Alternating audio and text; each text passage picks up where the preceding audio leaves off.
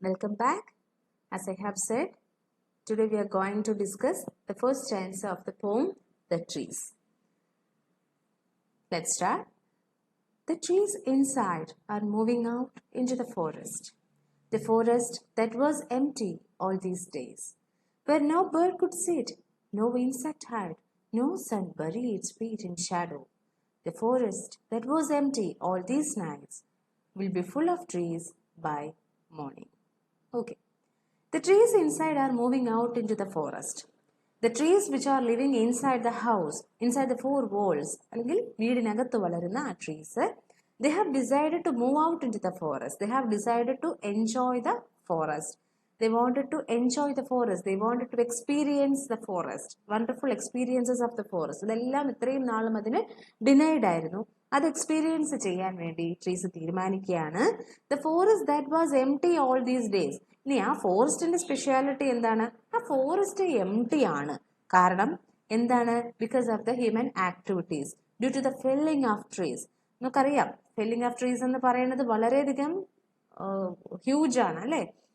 നമുക്കറിയാം അതിന്റെ പ്രശ്നങ്ങൾ അറിയാമെങ്കിലും again and again we are doing the same thing. അപ്പം ഈ ഫോറസ്റ്റ് എംപ്റ്റി ആണ്, ട്രീസ് ഒന്നുമില്ല. പക്ഷേ ഇവിടെ ഒരു വണ്ടർഫുൾ തിങ് എന്താണെന്ന് നോക്കിക്കേ. നമ്മൾ വെളിയിലുള്ള ഫോറസ്റ്റിലുള്ള ട്രീസ് എല്ലാം കട്ട് ചെയ്യുന്നു. അറ്റ് ദ സെയിം ടൈം വീട്ടില് ആർട്ടിഫിഷ്യൽ എൻവയോൺമെന്റിന്റെ അകത്ത്, ആർട്ടിഫിഷ്യലി ക്രിയേറ്റ് ചെയ്ത എൻവയോൺമെന്റിൽ ട്രീസിനെ വെച്ചു പിടിപ്പിക്കുന്നു. ഓക്കെ, അപ്പം ഈ ഫോറസ്റ്റ് എംപ്റ്റി ആണ്. ആ ഫോറസ്റ്റിലേക്കാണ് ഈ ട്രീസ് ജോയിൻ ചെയ്യാൻ പോകുന്നത്.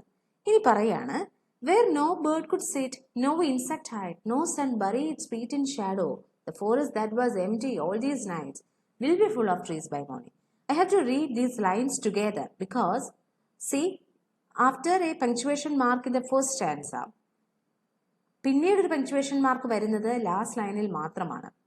Here lines run on to the next. That's an example for enjambment. Okay. So, അപ്പോൾ ഇവിടെ ഈ ഫോറസ്റ്റില് ട്രീസ് ഇല്ല എന്ന് പറഞ്ഞു.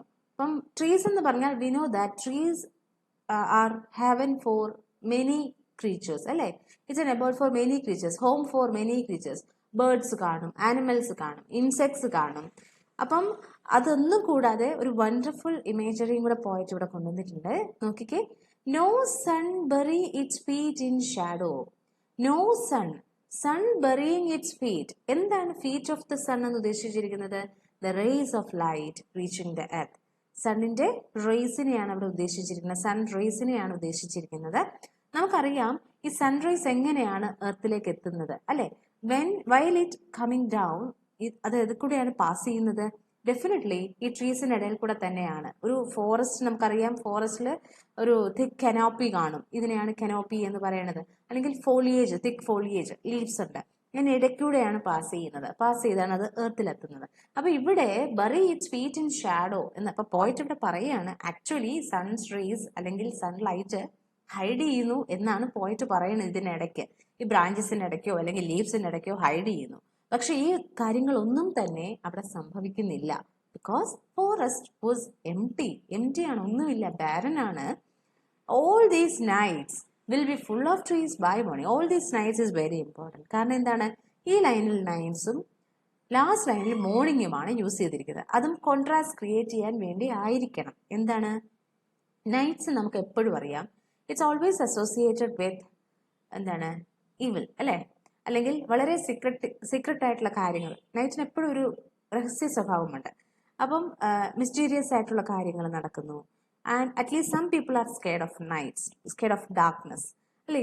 ഇരുട്ടിൽ എന്താണ് സംഭവിക്കുന്നതെന്ന് നമുക്ക് അറിയില്ല. സോ നൈറ്റ്സ് എപ്പോഴും അസോസിയേറ്റ് ചെയ്തിരിക്കുന്നത് ഒരു നെഗറ്റീവ് തിങ്ങുമായിട്ടാണ്, നെഗറ്റീവായിട്ടാണ് പറഞ്ഞത്. ബട്ട് നൈറ്റ് ലൈഫ് ഉണ്ട്, നൈറ്റ് ലൈഫ് ഇഷ്ടമുള്ളവരുണ്ട്, നൈറ്റിനെ ബ്യൂട്ടിഫുൾ ആണെന്നും എക്സ്പ്ലെയിൻ ചെയ്യുന്നതുണ്ട്, അങ്ങനത്തെ പോയിന്റ്സും ഉണ്ട്.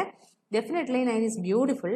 പക്ഷെ ഇവിടെ നമ്മൾ പറയണത് ഈ ഒരു പെർട്ടിക്കുലർ പോയത്തില് ഈ നൈറ്റ് ഇവിടെ റെപ്രസെന്റ് ചെയ്യുന്നത് മേ ബി പോയിട്ട് ഉദ്ദേശിച്ചത് ഒരു നെഗറ്റീവ് സെൻസിലായിരിക്കണം. ലൈഫില്ല, അട്ടർ ഡാർക്ക്നെസ്, ഒന്നുമില്ല, എംപ്റ്റി ആണ്, അട്ടർ ഡാർക്ക്നെസ് ആണ്. സോ അങ്ങനെയുള്ള ഒരു നൈറ്റ് കഴിയുന്നു. നെക്സ്റ്റ് മോർണിംഗ് എന്ന് പറയുന്നത് ഫുൾ ഓഫ് ട്രീസ് ആണ്, that is full of life ആണെന്ന് നമുക്ക് പറയാം. Full of life. കാരണം എന്താണ്, ഈ ട്രീസ് എല്ലാം going to join the forest. അപ്പോൾ അതിൽ ഫുൾ ഓഫ് ട്രീസും ആയിരിക്കും. അപ്പോൾ ഫുൾ ഓഫ് ലൈഫ്, റിജുവനേഷൻ വന്നിരിക്കുന്നു. ഇതാണ് ഇതിന്റെ ലിറ്ററൽ മീനിങ്. ഇനി ഇതിന്റെ implied meaning. The trees represent woman എന്ന് നമ്മൾ പറഞ്ഞു. The trees inside are moving out into the forest എന്ന് പറയുമ്പോൾ ഇപ്പൊ എന്താണ്?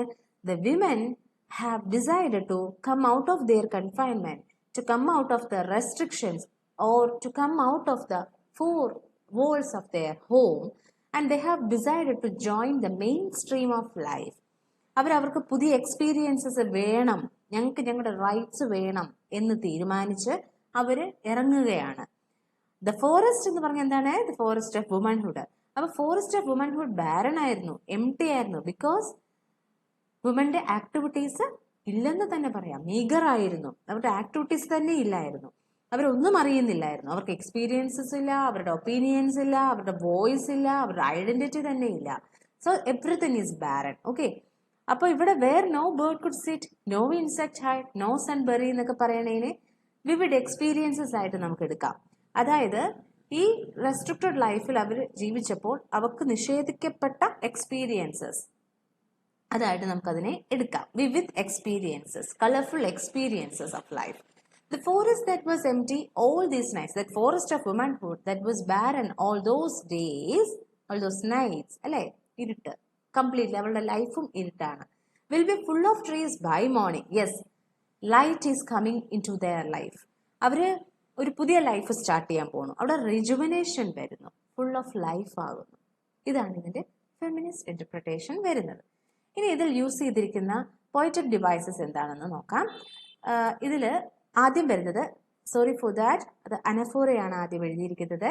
ANAPHORA. അനഫോറ എന്ന് പറയുന്നത് repetition of words at the beginning of the consecutive lines. ഇവിടെ ദ ട്രീസ് എന്ന് സ്റ്റാർട്ട് ചെയ്യും, സെക്കൻഡ് ലൈൻ ദ ഫോറസ്റ്റ് എന്ന് സ്റ്റാർട്ട് ചെയ്യും. ദ റിപ്പീറ്റ് ചെയ്തിരിക്കുന്നു. Again no insect hide, no sun bury its sweet. So no repeat ചെയ്തിരിക്കുന്നു. അത് അനഫോറയ്ക്ക് example ആണ്. പിന്നെ നമ്മൾ പറഞ്ഞു throughout the poem personification കാണാൻ പറ്റും.